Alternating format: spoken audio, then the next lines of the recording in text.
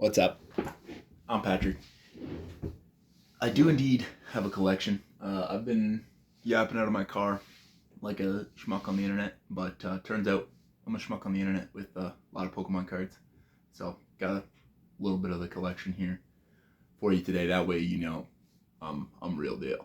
All right, because otherwise I could just be making this all up. Anyways, point of today's video. I want to go into cheap sealed products.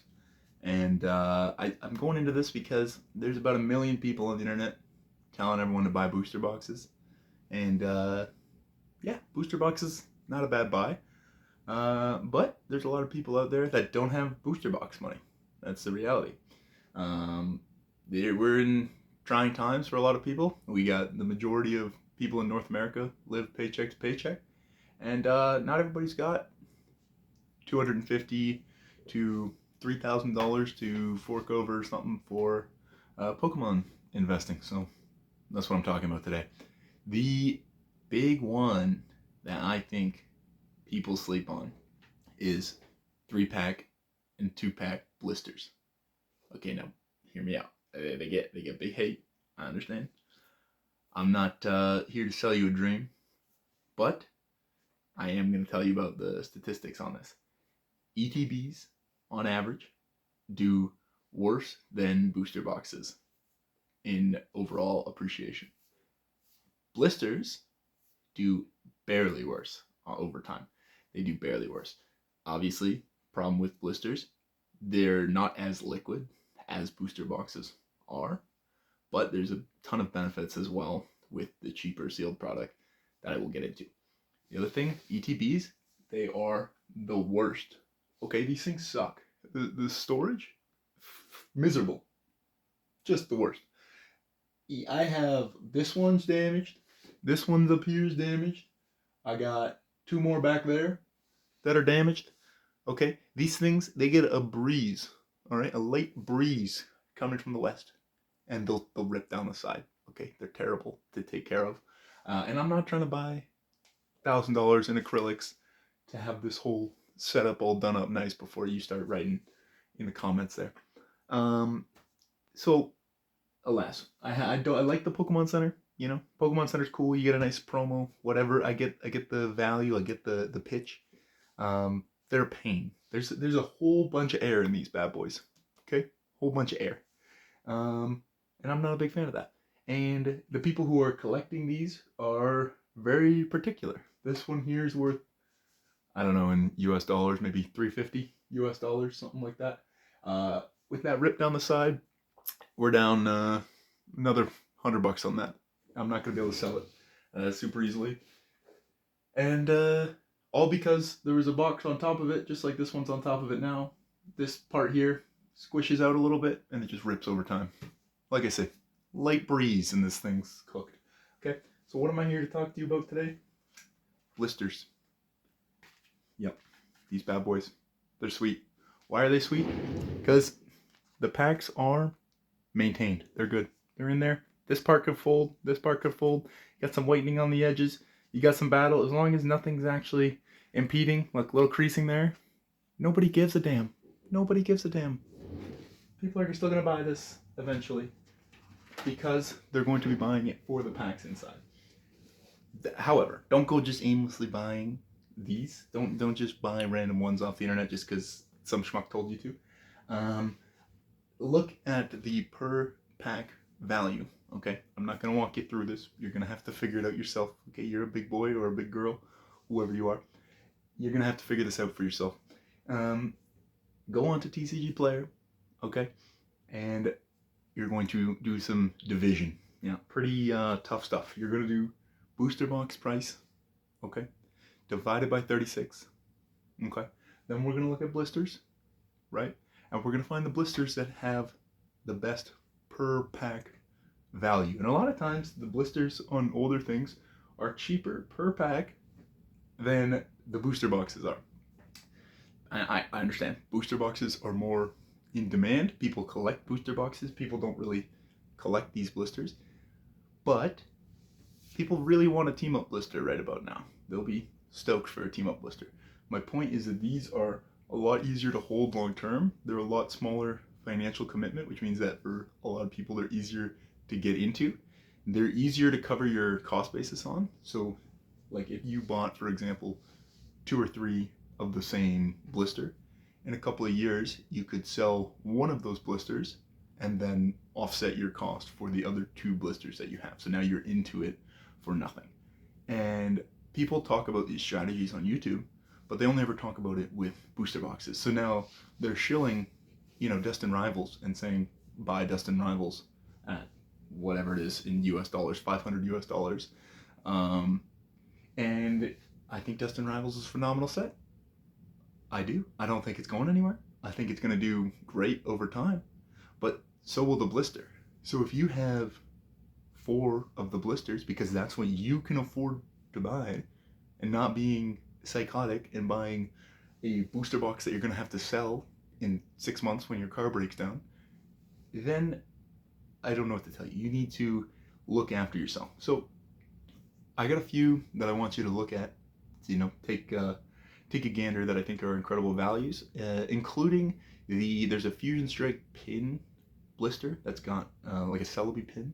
It's Fusion Strike and it's Battle Styles. To me, looks like a phenomenal buy. I am aware of some of the issues with blisters. So for example, it's pretty challenging to find a specific blister. You can't really go onto TCG Player as easily and just get whichever one you want. But it's, for me, keeping an eye out on Marketplace, keeping an eye out on eBay, and being willing to pick up those products. Because when sets become a big deal in the future, when they become something that people want, they will go to the next step down. They'll go to the next thing. And at some point in time, that'll be, an ETB, and then maybe it'll be booster bundles. It'll work its way down to blisters, and they continuously do better per pack value over time than ETBs do, than booster bundles do. And as I said, you don't have to worry about the freaking seal. The seal on these things, such a pain. Okay, don't be an ETB collector. All right, I'm an idiot. All right, these things are stupid. Don't buy these. Okay? If you can get a booster box, get a booster box. If you can't get a booster box, get a blister. Okay? Blisters, cool. All right. If you can't get those, then I got some other videos. Getting 50-cent to $5 card. I got a video on that. Point being, Pokemon's not invincible. Made a video on that. You should check it out. There's going to be stuff that is very appealing for you, right? You got, your paycheck came in. You're all excited. You're like, Poke Oz is hyping up, who else we got? We got Nostalgianomics. They're hyping up the sets that are, to be fair, they're not hyping up the newest stuff, but they're hyping up really quality sets that you are going to put yourself in a hole with, or put yourself in a bad situation with, potentially, okay? If you're a big baller, all right, if you got big baller money, you got a 6-figure job and you're looking for somewhere to throw some extra money, go ahead, buy some cases, buy some booster boxes, but you should not be investing more than 10% of what you have into one product. That's your total value, okay? So if you're buying a booster box that is worth $1,000, right? And you're paying 8% on your car every year, all right? Or you're paying for rent and you're having a hard time and you have to borrow money from people. Pokemon's not going to save you. You got to figure that out first, okay? Back to the topic at hand. Lost Origin 3-pack blister, phenomenal buy. I'm not going to shill stuff too often. That is a phenomenal buy right now. It is, 3-pack blisters are like the silver to booster boxes being the gold, if that makes sense. So if you're familiar, gold always moves. It goes up big time, whatever. And then that money, not the same money, but then it's sometimes the same money. A lot of times it's different money. People go, oh shit, I can't afford gold right now, or oh shit, gold's too high, I'm gonna buy silver. It works the same way in Pokemon. It's quite fascinating.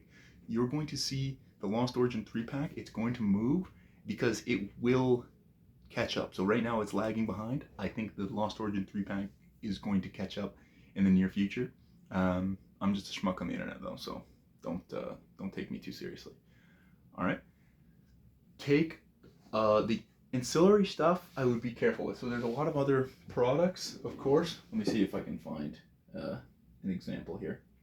There's a lot of other products that you can get, like booster bundles and stuff like that. Booster bundles, they have the same problem with the seal. So the analogy I like to make with a booster bundle, if I pick up a booster bundle right now, I could, and this is a little bit malicious, but I'm not going to do this, I promise. I could shake the ever-living bejesus out of a booster bundle, right? And just absolutely bend all the cards in it and whatever. But it won't have damaged the package. It won't have damaged the seal, but it will have damaged the cards. Okay? I can shake this guy right here till I'm blue in the face. Nothing's gonna happen. You know what I mean? Other thing I would pay attention to, these promos right here, they're never worth anything. Okay? Don't pick your blister based on the promo. We good? You understand? Don't do that. Because everyone, like, you see the Evolving Skies right now, right? You got the Umbreon in the front. So that blister's 3-pack blister Evolving Skies is going for $30 more than the one with the Ice Cube on it. But the Umbreon's only worth like $3. Okay? You go look at what's a good example of this. What the one? There's a Holland Phantoms way back in time, 3-pack blister. It's got a Regigigas on the front. Look up like Regigigas 3-pack blister. What's it? 2007, something like that. Look up that one. It's a $4 Regigigas. To this day, it's a $4 Regigigas on the front, right? Those promos aren't gonna go crazy. The promo on the front, when it's a basic art and it's not something cool, like you know, you got the Victini, you got like the whatever, the birds, the Moltres arts and stuff like that from various sets that are promos for things. Those will likely do well. The ones that are like just random, like normal arts, but then they wrote promo in the bottom, they don't do well. Like nobody cares. Even look, we have the one somewhere, um, Stormfront, Stormfront with the Dusknoir on the front, right? The Dusknoir's worth $2. Don't buy the thing based on the promo on the front. As a matter of fact, I would make an effort to buy the one that's got the worst promo, because people only ever care about the cards or the packs. They only care about the packs, right? There's an Undaunted 3-pack blister with the Shuckle on the front. The Shuckle's worth 50 cents. Yeah, it's an old card. It's a Shuckle. Nobody cares. Okay? Same with, you know, there's a whole bunch of different examples of this. Umbreon on the Evolving Skies being worth $30 more. It's silly. Just buy the blisters with the lame ones. Anyways, I feel like I've gotten my point across. Pokemon's not invincible. I have a video on that. Check that out. This video is not sponsored. We're sponsored by shamangames.ca, which is our little endeavor on the internet. This whole thing exists because I would like to open a store one day. That's the goal. My brother and I came from a background of playing. We played the trading card game. We competed. We were pretty good at it. My brother better than me. But now I'm trying to work on an inventory. So if you're just looking to collect and have a cool, you know, sort of showcase for stuff that hopefully looks better than mine with this goofy PVC shelf that's trash, you can buy things that you like, right? Don't worry about what people are telling you to buy as much. Find the stuff if you want to do some investing, quote unquote, which I do think a lot of this is an investment. Then buy what you can afford. Buy what you can afford to have duplicates of, and you're gonna hear me. This is gonna be my shtick. I'm gonna tell you, buy duplicates. Buy duplicates of 50-cent to $5 cards that you think will do well and that you would like to hold for a long period of time. Blisters, if you can't afford a booster box, get numerous blisters. They typically do well. They're hard. They're hard to damage. They're easy to store. They're easy to forget about. That's one of the big things. If you can, being able to forget about your Pokemon stuff is a wonderful skill, because if you forget about it, then you're not selling it. And time wins in this hobby. Time wins. Anyways, I'm done preaching. Check out our stuff, shamangames.ca, if you feel like buying some old cards or whatever. And if you send us an email, if you find our email address and you send an email asking for a sweet deal because of this video right here, I can hook you up with a sweet deal on some Pokemon cards. So keep that in mind. All right. Peace.